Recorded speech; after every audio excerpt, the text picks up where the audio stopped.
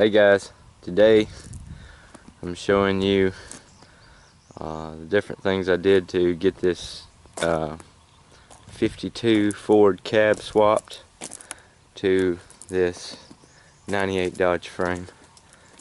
And this truck had quite a bit of rust in the floorboard, so we ended up relining the underside of it. And I'll go ahead and show you that. See if we can get down here. Get down here to it.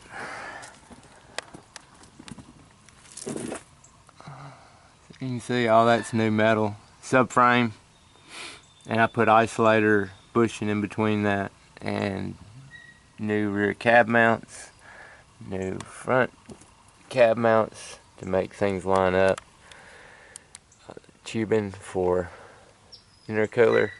This cab mount had to be higher so that there would be room for that tubing.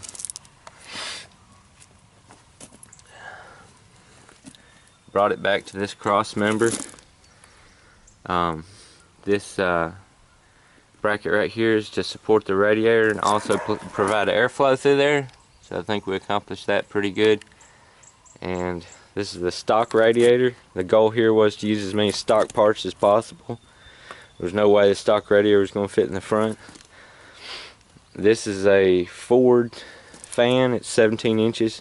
It's supposed to be the largest CFM that you can buy for a fan, and it's got the factory Dodge shroud. Also, that's a factory Ford shroud from like a 90s model V8 gas burner. And so with the Ford car fan and the Ford truck fan shroud, I was able to get the fan mounted in here without having to do too much custom stuff, and went ahead and built a galvanized material, so it won't rust and doesn't need painting, and that secures the fan shroud. So the whole thing is that the radiator is supported on itself. The fan shroud, the factory fan shroud, is still bolted in, which means that it helps stiffen up and reinforce this plastic to aluminum construction. So I didn't want to take it off. I wanted to make it like a modular unit. If you need a radiator, you know, it's a stock part. And this cross member is the base of holding the fan. It's what does the most support. Then the top one, it just kind of keeps the vibration from going crazy on the housing itself. And then down here we have the batteries mounted in. Used straps, and I used fan belt underneath those straps to keep the buckles from coming into contact with the batteries. And the reason I use straps is because I've seen metal corrode, and I was going to try to stop the corrosion if I could. That's the same reason I've only got the I don't have any small wires hooked to the battery, because it's where corrosion starts first. So, and those are easy to swap out. I use the standard size you can get about anywhere. You know, if something was go wrong, not hard to swap out. And then on the bottom, these are anchored in with blocks. So here's the exhaust. I just had that laying around. I don't know what T stands for. It can stand for a lot of things. That's the flapper. That's the exhaust. Decided to go with to get it out away from those batteries. It was pointing straight at the batteries, so had to get that going. The side of this truck, the floorboard is actually lower than it was factory. Lowered it approximately 3 inches, and also since we made the hood flip, we needed to have a way to secure it back here. Sometimes they use the straps like on a semi-truck, but I decided to go with a swivel draw-in lock, and that works good. I made the little adapter bracket right there because it had a little tiny arm, and I give it a little bit bigger arm. to work with. And that right there works where the mouth is on the open side. If the mouth is on the open side, it's cleared. If it's right there, it's not. So you want to make sure that it's on the mouth is open. Normally it'll be right there. You'll open it and then you open it to the mouth. If you go like that, it'll work too, but it's still sticking out a little bit, see? So you don't want to go that way. You want to go this way, and then that's clear. So, and I guess we'll talk about the exhaust. Well, we've already talked about the exhaust. I mean the cooling. Actually had to put the radiator in the back, so we used the stock radiator hose and just turned it around. That's the stock hose, stock clamp, and it's turned around versus coming forward, it's coming back. And then I had to put a flare the end of this to keep the hose from sliding off, and then make the bracket here, and tack welded it here and here, and it's bolted down secure with the top of the shock tower. This is a rubber grommet to keep the tubing from wearing metal to metal. Don't like metal to metal, so I clearanced it all. And it's jointed right here is where you can only get 10-foot sections of tubing, so they had to join it somewheres. And I don't bend exhaust tubing. I do bend structural tubing, like for link bars and roll cages, but I do not bend exhaust tubing, which is what we ended up going with for the cost versus rubber tubing, which would have been over $10 a foot. So we went with the exhaust tubing, and I think it worked out great. We don't have no leaks. And on the exhaust tubing, to slow down the electrolysis or minimize the chance, we've grounded it, actually grounded it to the chassis, because in the mounts it's not grounded. We're not touching metal to metal nowhere. We go metal, copper, metal. This is the block heater. It comes down alongside that other wire, and then it'll come down here to this left-hand fender, and then you just reach your hand up in here, and then it's right here. And the running board has this little lip, and so I made it where it'll stay right up in there. Out of the way. I was going to run it up front, but there's really not much way of doing it with this tilt hood assembly, so we keep it minimized. Got the chains on there, and that was a customer's kind of an idea. I was thinking cables, but it turned out to work really well with the chains. And on the bottom we've got a bracket, and then it's got an eye bolt, and then it's got adjustment in it, and they're adjusted up tight right now. So, and when you raise the hood, they just drop down in there out of the way, so that works out good. There's the intercooler, and on top of that's the transmission cooler. Both of those were mounted down there instead of mounted here because of the clearance. When this hood shuts, it's actually really close to those hoses right there, so there really wasn't room for the intercooler, the radiator, or the factory transmission cooler. So we had to do that, and it worked out pretty good. The intercooler get a lot of air right there. These brackets are for the flip hood, and then there's also brackets incorporated for the front bumper, and that is a pull out twist, and then it's spring loaded. That locks the front of the hood in from sliding or moving.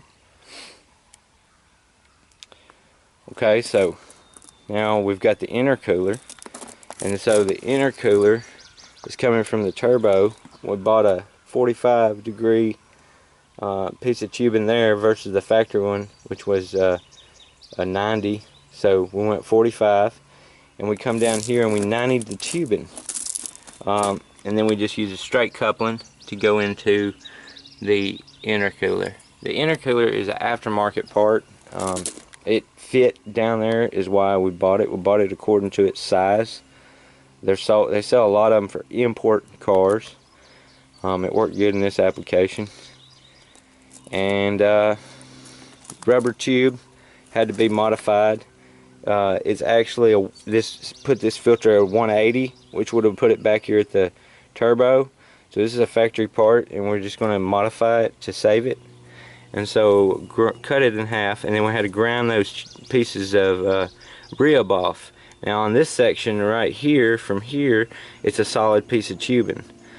But from here to here, the ribs are actually the shape of the tubing. Whereas back here, the tubing is smooth on the inside, and then it's got these solid ribs. So there was room to take those away. And on there usually is a series of tubes here for the heater. Comes back here and then goes into your heater. But for this truck, it's more of a hot rod than it is a daily driver, and he's probably going to drive it when it's nice, so we didn't care about a heater. So we took the factory tube and reconfigured it so that it would fit here instead of doing that, and that basically bypasses the heater in a sense. And so we were able to keep the factory rubber just by modifying the factory hardline. We removed the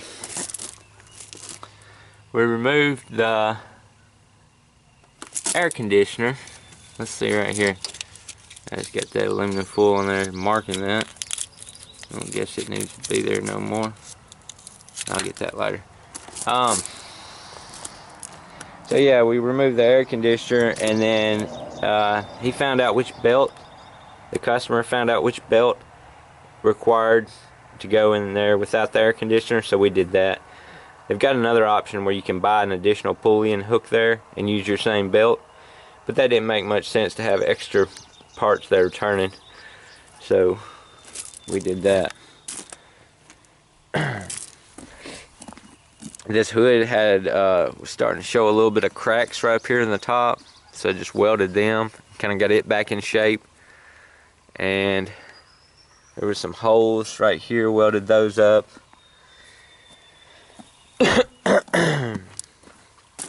The hood and the fenders are bolted together, and they're bolted and they're screwed and they're tack welded on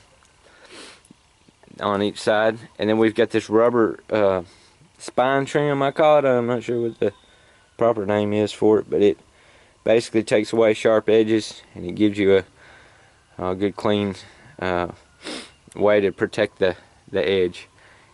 And these are the hood rests for the rear. They're the hood rest brackets that I actually made to set on the rest.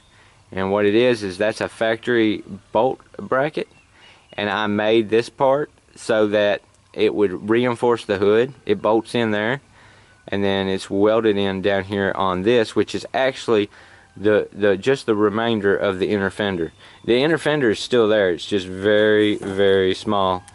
It's got that rubber trim attached to it. I cut it out to clearance for the motor. So those two worked out really well, and that strengthens the hood and keeps the fenders a little bit more taut and to the hood. Keeps the hood from flexing as much, keeps the fenders from flexing as much. And so that worked out real nice as well. So the hood's secure. This thing's got a lot of bolts in it. A lot of bolts. It's like 2 boxes of bolts and 2 boxes of washers, basically. Nuts. Most of the nuts are either Stover nut or they are lock nuts. That nut's actually welded to the bracket. Those are lock nuts. We were really thinking about vibration. That's a big thing with a vehicle, so you don't want to not use the right fasteners. And here's the factory, that's the factory boot on top, factory intake. We were trying to keep it as factory as possible, so we did that. And then down here it matches the other side where it's 90, and it's got that straight tubing clamp, same as the hood latch is the same as the other side we were just looking at. And this exhaust, or I keep saying exhaust because this is what the tubing is. The coolant tube, it's also a factory hose up here, and then also had to flare the end, and then it goes through another similar type bracket. That's a different bushing because this is a little bit smaller. And here where a rub point was, I put the spine-based weather stripping. It's got little metal pieces in it behind it. Works really good. That was to keep this from, it's barely rubbing, but it needs to be rubbing something not metal. So did that.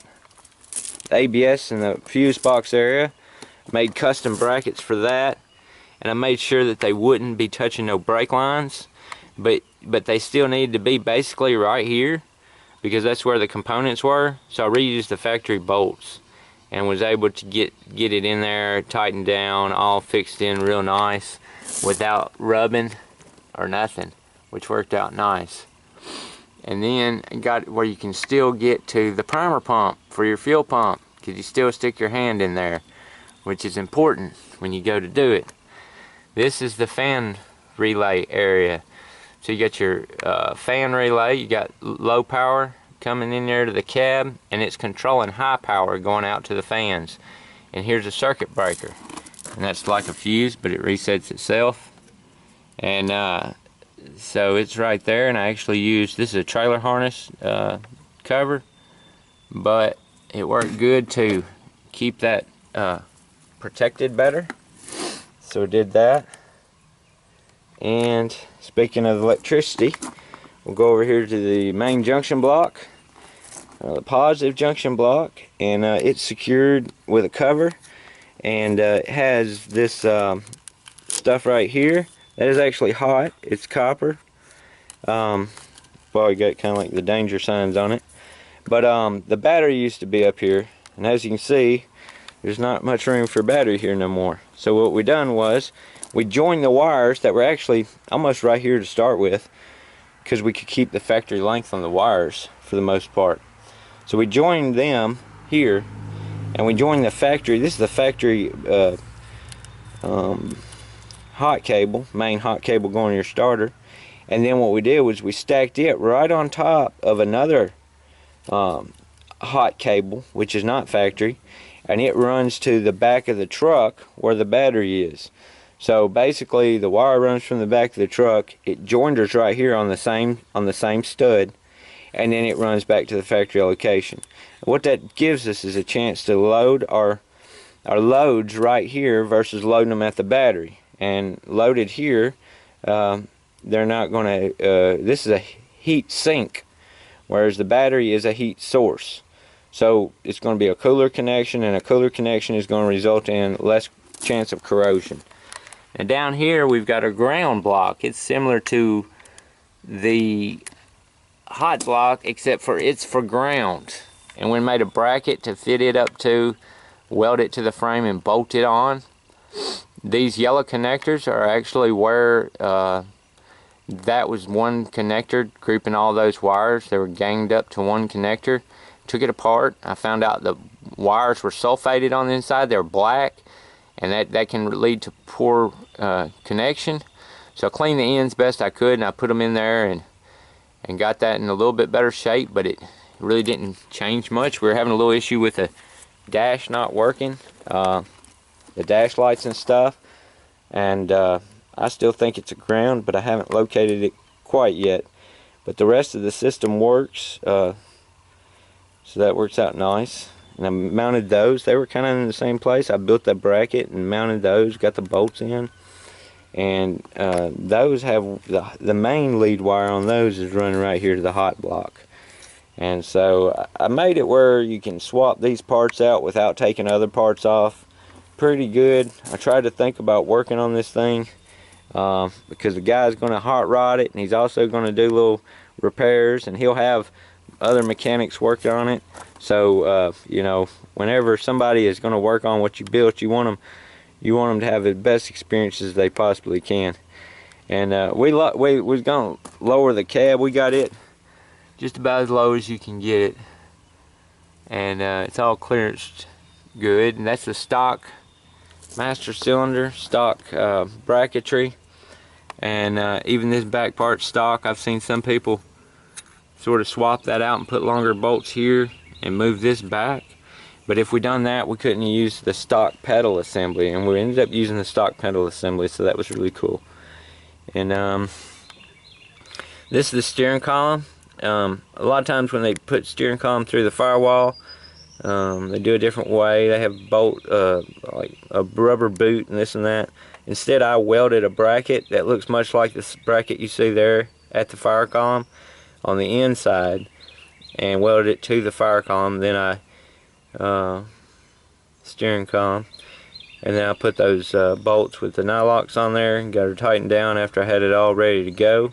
Down here we got a double end cylinder stop, and we use that as a positive stop to load the spring on the steering column. Now that clamp right there is a factory Ford clamp that goes there, and that's a piece of UHMW plastic bushing that I milled out on the or lathed out on the lathe to get it to fit perfect size. Man could replace that with bronze if you wanted to later. That UHMW, as long as it's thick like that, it works real nice, and it bolts up to the factory U-joint. So this part is aftermarket. I did this, but actually this column is the factory column, and that gives a little bit more room in the cab, to be honest. This is a factory wiring harness for the Dodge. Basically built an adapter plate to get that stuff through the firewall. This is your pyrometer and your boost gauge info tubes, I'll call them. And there's your ECM or PCM they call it. And that bolt right there is a ground lug that goes through the cab.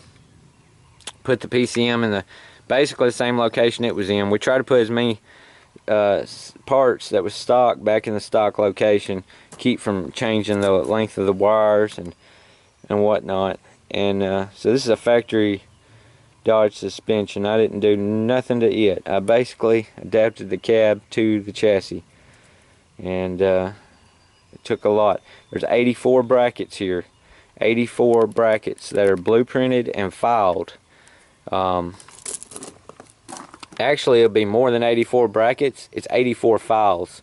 So like with here, you're looking at here's just one bracket, but you got this UHMW landing pad, I call it. It had to be tapered. Not only did it have to be tapered, but it had to be split. So have that groove cut in the back. The metal bracket's the same way. If you go to take that off and you pull that bolt out, it's you pull that nut off and slide the bolt out. You still got to slide it forward, because it kind of locks itself in place, and then you put the bolt in, and then it's, you know, plenty durable. It locks itself two different ways, so that worked out nice too. But it's 84 different blueprinted files. Some of those files have multiple parts. Like this file down here has 2 pieces and counted as one file, and so that file would actually have more parts to it. But in total, there's 84 different files. Like that bracket is a file. Some of the material ended up on the bottom. When we did the framework, we ended up buying some square tubing. It was a full length of it, this size. I had that size, and so it was a full length of the tubing, and did that so that we could get the body under there put on. It's raised it up some, you know. Had to raise the body off the chassis a little bit to get the engine to clear the master cylinder. So we did that. I put this little bit of rubber there because in the loss of transition, this piece of tubing, I don't know if you can see, but that piece of tubing was real close to that. So I took and put that rubber there to kind of protect it. Didn't really hit it, but sometimes when the engine would start up, it would kind of hit it. And I had tried to get that over more, but the way that the tubes was kind of pre-bent, I had a hard time getting it where I wanted it. I couldn't really tweak it as much as it needed to be in some places. But the exhaust was coming out there, welded it, and then brought it back down so it wouldn't be hitting the batteries. And it's a stock driveline. There's no driveline modifications made. That's the shifter. It's a low car shifter, and I made shifter brackets to go to hold the shifter to the transmission versus the floor. And my reason being is because it was better in my mind than having shifter mounted up there and then the engine and transmission drivetrain moving, you know, just a little bit of shaking, but it'd move, and then that would cause the probably that shifter bolt right there maybe to back out or something. So I didn't want that. So that's what that is. I like it better than bolting it through the floor. You bolt it through the floor, and whenever you use the shifter, you're leveraging that floor instead of leveraging those good mounts. You know, like you pull back on the shifter, and the base of the shifters want to give. Well, the base of the shifter can't give because it's pretty much solid mounted. Built these brackets, and this is left this open in the back. That was dirt, just so we'll let water come out if it wants. And the factory didn't have this bar here. It didn't have nothing, just these. And so it would give a little bit whenever a big man stepped on it. And I'm 6 foot. I'm not a big man, I'm skinny, but when I stepped on it, I could feel it moving a little bit, and I didn't like that. So I went ahead and added that. And that makes it more secure than it was from the factory. And got it where you can unbolt it. And just in case somebody would want to do that. So I did that too. And left this yellow wiring is somebody else wired in a sensor. I basically left what they did alone. I made this bracket for the low car shifter in order to make it work with these lines, because the shifter was designed for a car versus a truck having these big lines, so none of the brackets would really work. I had to remake the brackets. But we used a low car shifter, and we used a low car throttle cable. That was custom throttle cable where we could get it. On the inside here, where I was telling you about the column, I welded it directly at the column. It's a factory column. I built a bracket here so I could add switches, and also so I could secure the column to the dash, and actually cut the dash out just a little bit so that we could get more room between the column and the seat. That column's laid down a little bit, but you actually have more leg room than you would with an aftermarket column. And the guy's going to have the his mechanic work out the wiring a little different, take out the extra parts. I basically just kind of got it in there and kind of got it where it could be drove and used some. But he's gonna, I say, you know, he'll probably pull this out and put in a like a 8-circuit harness or something. It'd be cool if he keeps the stock ignition switch, which is basically just got a plug on the end with 4 wires, so you could wire that switch into a aftermarket harness just as easy. And you know, those switches are pretty dependable. They last a long time. Made that gauge. I might have already mentioned it. That was a pillar mounted gauge. It was already in the other truck, and we just adapted it. Made that bracket so it could get in there and be in the dash on this one. And there was a speaker grill there before, but that guy took it home to keep it protected because it's one of those parts that was a good part. And we just got the factory cluster in there for right now, which is not working, just to be honest with you. Like I said, I think that's a ground problem. I'm not sure, but the truck still has to be in park to start. The blinkers work, the lights work, the tail lights work while the headlights are on. So basically it's functional. You can drive it just fine. You just don't have your information. I like to have information. So you do have exhaust temp, boost, and transmission temp for right now. And that's the factory steering wheel. But the seat, said to come out of a Nova. I wasn't sure about how the seat would fit in there. Sometimes you get away with just bolting them down. This one we couldn't. We had to raise it up, so I made this bracket here. It says Forge. It actually goes all the way across, and another bracket over there, and it bolts in through the floorboard. Okay, and then open this.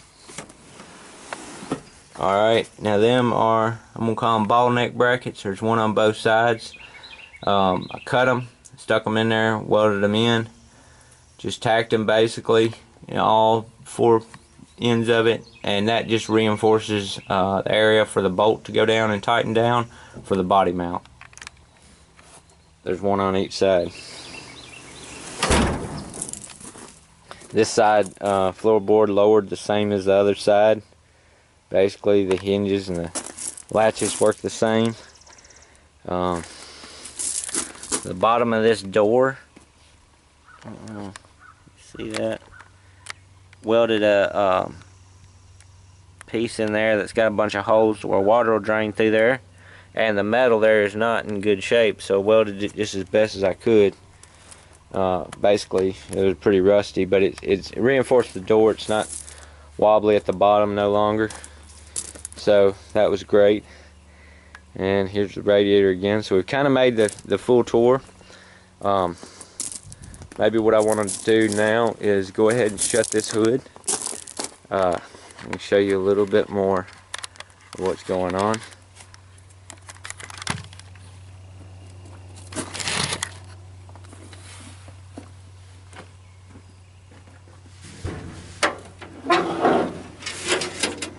On this hood, tilt it forward a little bit, slide it like that, and you lay it down. Then you slide it like that.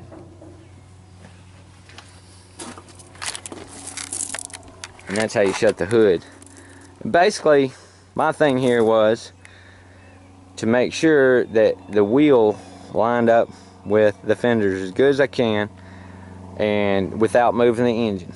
That was the stipulation. Did not want to move the engine. Want to leave it in the stock location. That would move the engine. You end up getting into having to buy an intake, change it all out, have to have a drive shaft made, and then have to change the engine mounts. And luckily, this one's a heavy-duty chassis that was built either for 4-wheel drive or 2-wheel drive, so the transmission cross member has enough room to move the transmission back in case that's what you want to do. And oh, the headlights basically use the Dodge harness, use some aftermarket bulbs there, not bulbs, housings. The bulbs are actually the factory Dodge bulbs, and they come in through these aftermarket housings, so I was able to keep the weather pack seal of the factory bulb, which is nice. Now these rings are factory. This ring is tight, this headlight's tight. Now you look at this headlight, it's got a little bit of, you hear that? It's a little bit loose, and the reason is because this ring is damaged. It was damaged when I got to it, and so there ain't much you can do. It's so thin, and it's got a compound bend in it. So it's one of those things that, you know, to do it, you just buy another ring and get it sealed up in there a little bit tighter. So that's one thing.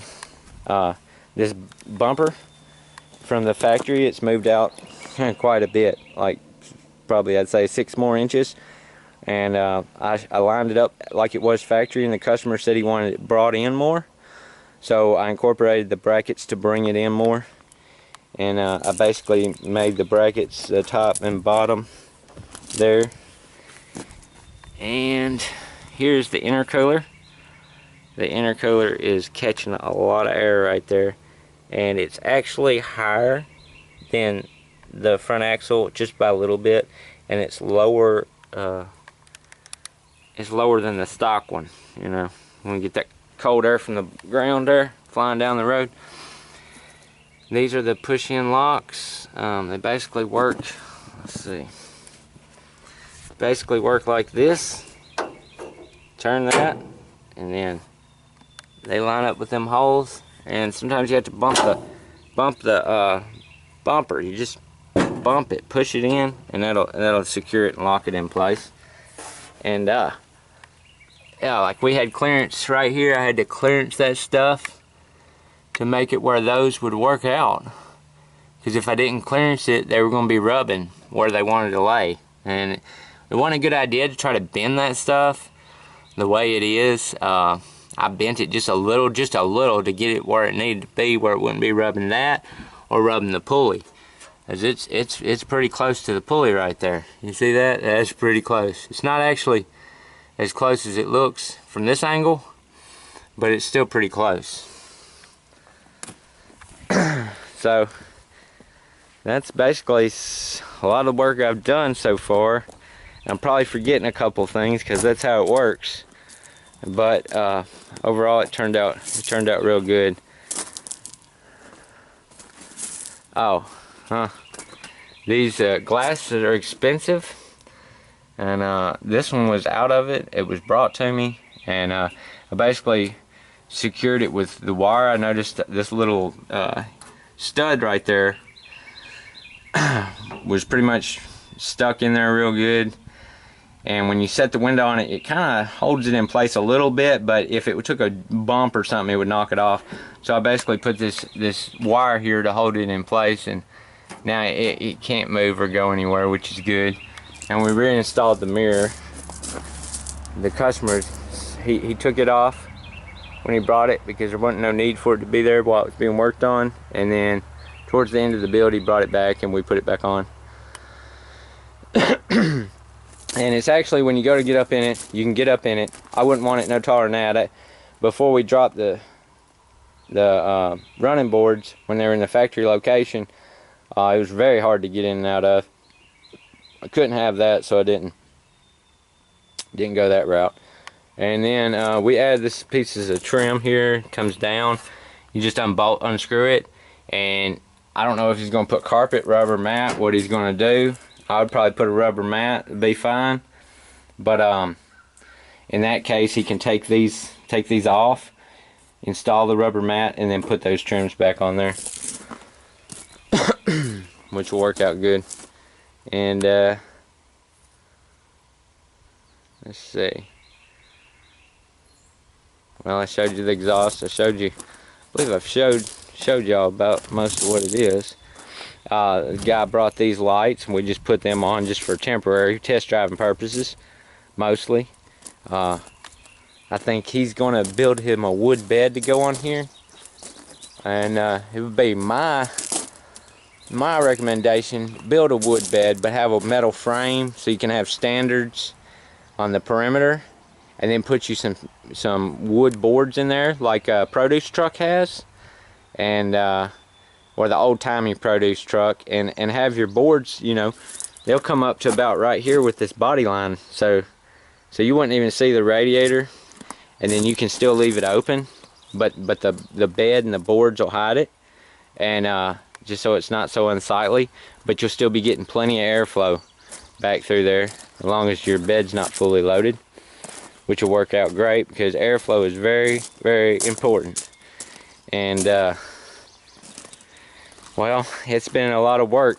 I do most of my work outside, keep my tools in buildings, and then so with the rain, this spring has been quite a bit of rain. We've had very few sunny days like this, but the sunny days we did have, I tried to take full advantage of them and do as much as I could. And but yeah, that's where we're at on this one. And we'll talk to y'all later, and I hope y'all are having a great day, whatever day that is.